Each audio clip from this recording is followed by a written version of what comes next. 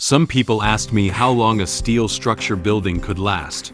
Could it be 30 years or 50 years? Let me tell you.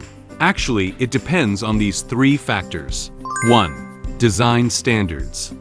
The design is based on the local climate and other factors, such as the amount of snowfall, rainfall, and the level of wind resistance and earthquake resistance. We start from the very beginning and fully consider safety factors. This is the foundation for the long lifespan of steel structure buildings. 2. Materials. The most critical issue with steel structures is corrosion.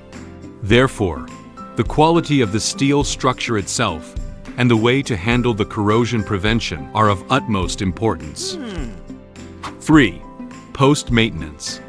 Just like our cars require maintenance every year, checking if the screws are loose and whether the anti-corrosion coating is damaged, a simple maintenance can potentially extend the lifespan by several years. These 3 points are of utmost importance. Just like the Eiffel Tower has been standing for over 100 years without any problems.